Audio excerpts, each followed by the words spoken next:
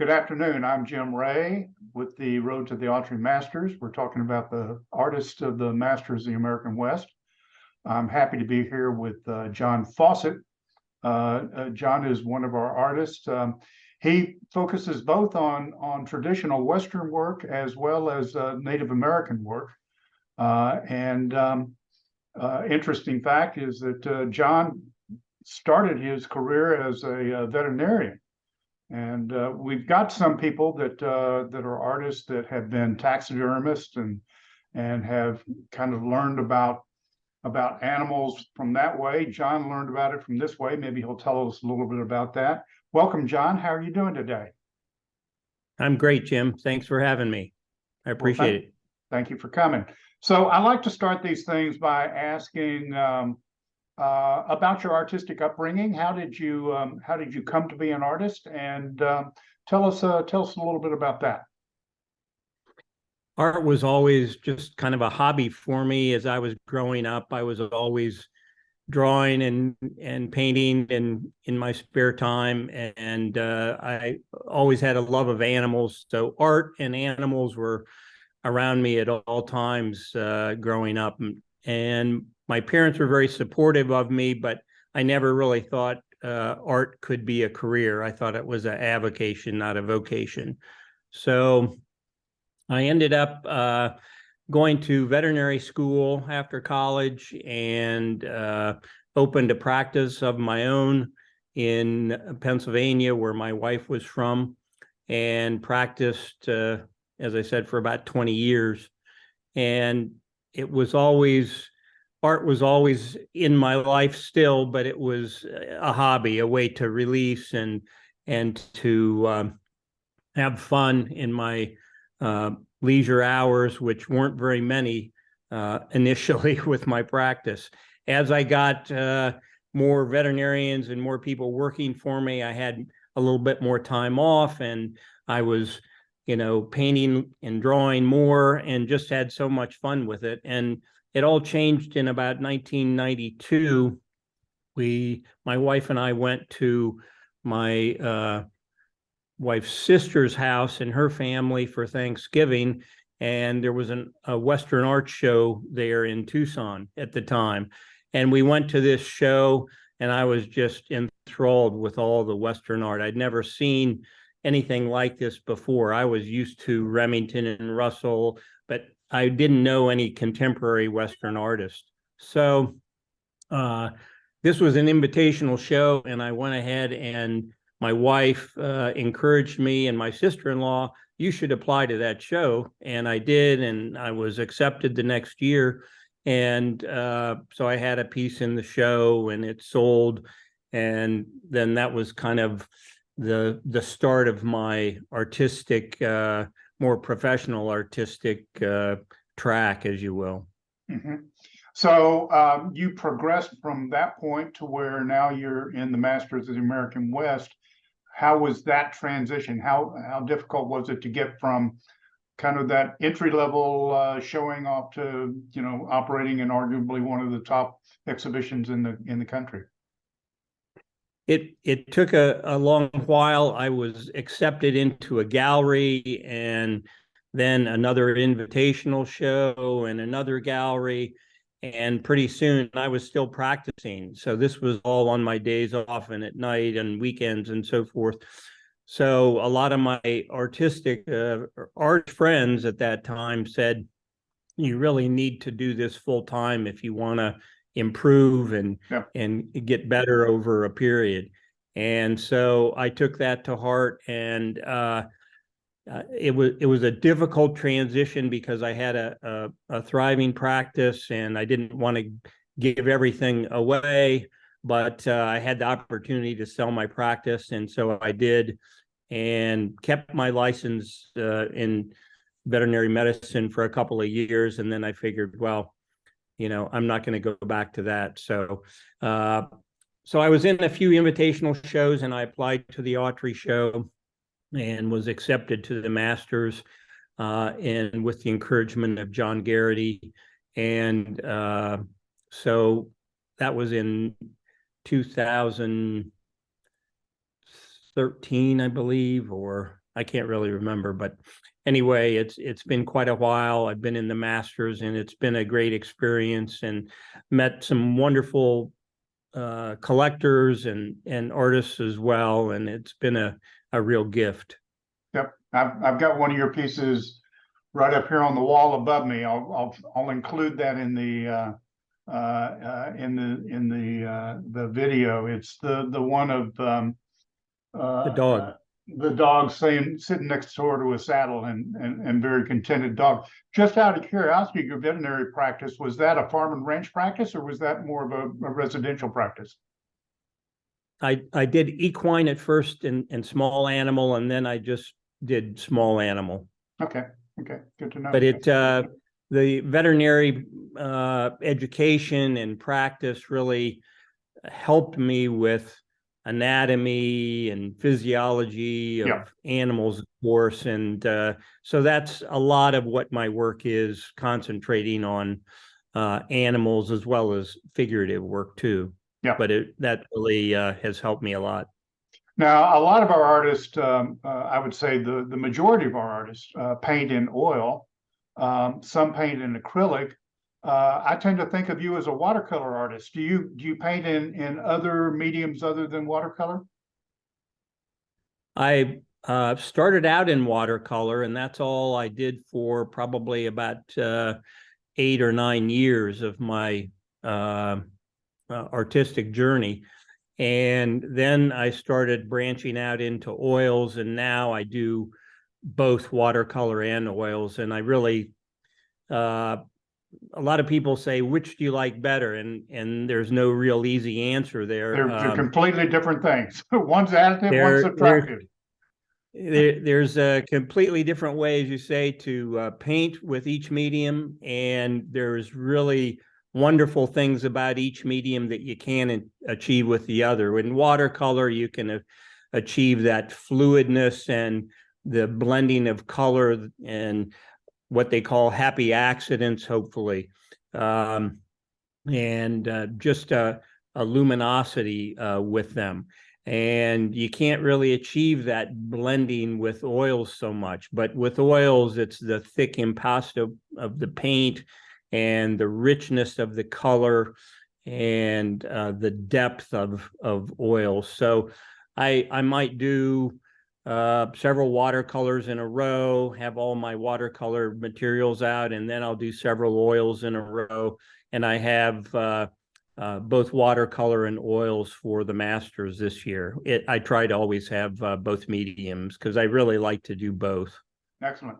So they are very different, and the styles are completely different. The techniques are completely different. How difficult was it for you to make the transition from watercolor over to oil? It wasn't too difficult because it probably would have been more difficult to go from oil to watercolor. With oils, because of the opaqueness of the paint and the length of time it takes to dry, you can cover up mistakes. You can't with do watercolor. No. Once you start a watercolor, unless you lay down heavier pigment, opaque pigment on top of what you already messed up, then it's pretty hard to continue on. So you have to tear it up. But I really think that both mediums have so much to offer, and some people are drawn to both. Or some people are drawn more to watercolor, other people are drawn more to oil, and I just like them both. Oh, great. So let's talk the about transition really wasn't too bad. A lot of people, like I said, think it's a lot easier to go to oil than it is from oil to watercolor. Yeah. Let's talk about what you're working on for us. Your catalog piece is the dance, which really shows the motion in cowboy artistry. You want to talk a little bit about what it was like to capture that work? Yeah, this cowboy was a young man that was on a very large 70,000 acre ranch that I was had the opportunity to go to and spend some time at for several days. and he was a wonderful cowboy and really had a gentle quality with horses and trained them. He won some awards in ranch rodeos and that type of thing. And the thing I liked about doing this piece is, again, it shows that choreography that the cowboy has with his horse and doing his job, his everyday job, and just a flick of a wrist or just a heel against the horse or something like that can turn the horse. The horse and the rider in these large ranches, it's really something to watch because they respond so well. So that's what I wanted to get out of this work, is that being one with the horse and the rider, and how they manipulated, doing their job on the ranch. Yeah. Yeah, and I think you achieved that goal very well. I mean, it really shows the fluidity, and it's a lovely piece. So Thank you. another one is Okinawan. Okinawan. Pardon Yeah, my pronunciation. Respected.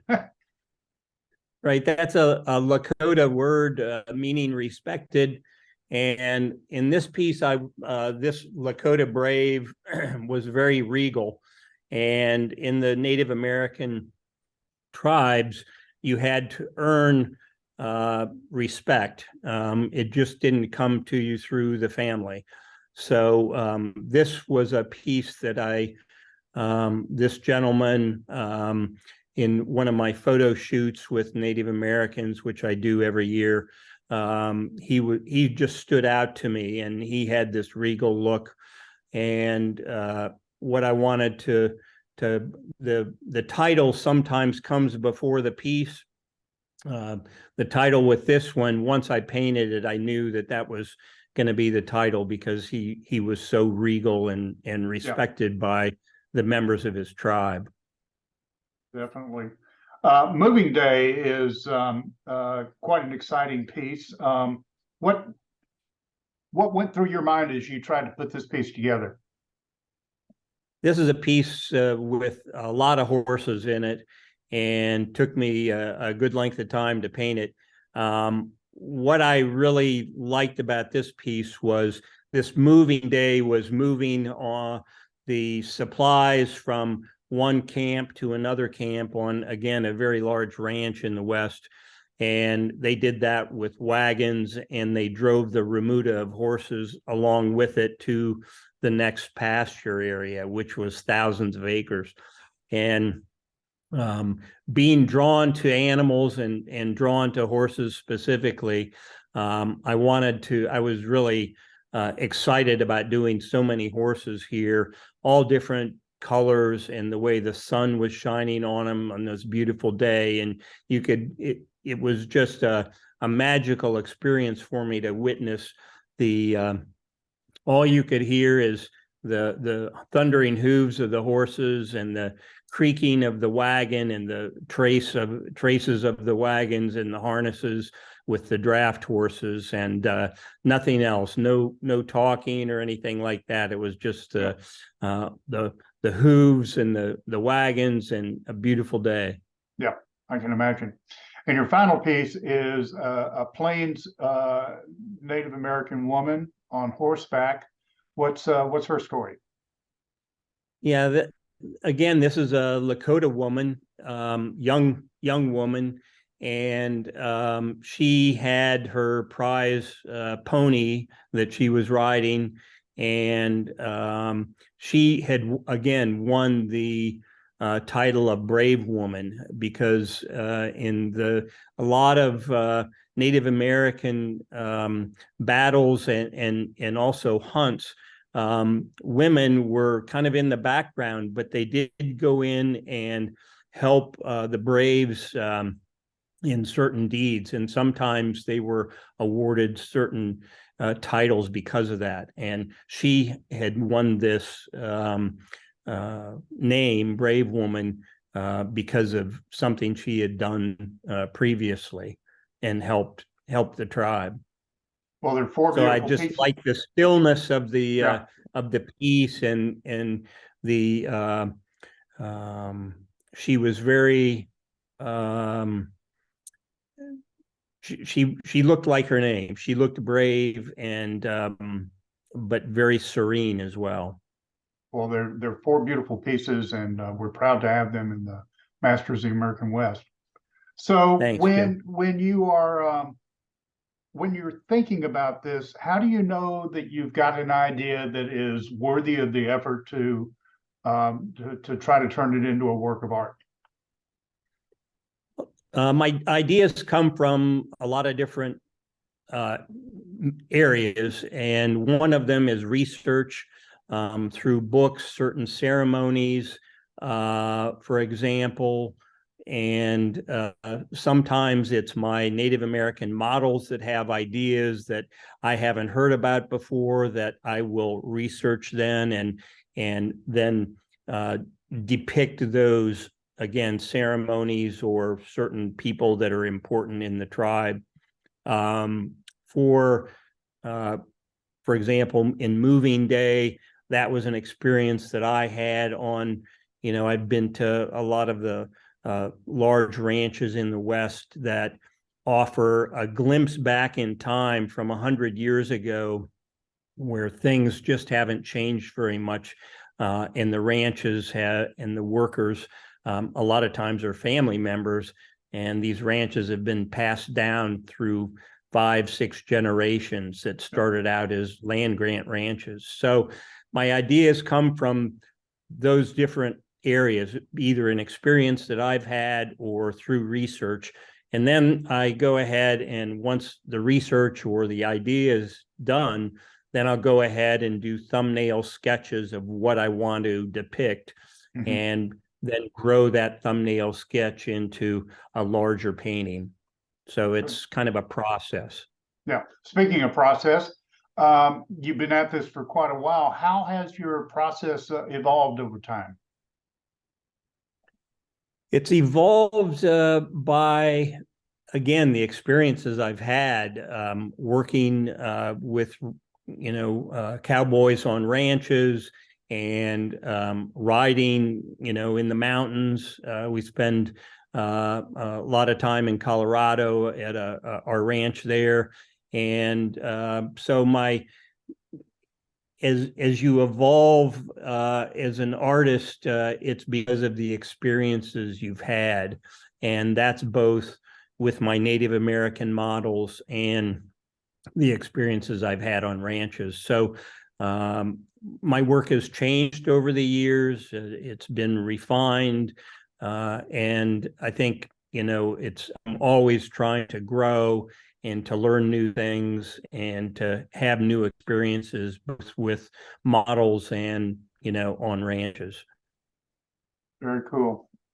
Well, John, thank you very much for taking the time to chat with us. Let us learn a little bit about your work.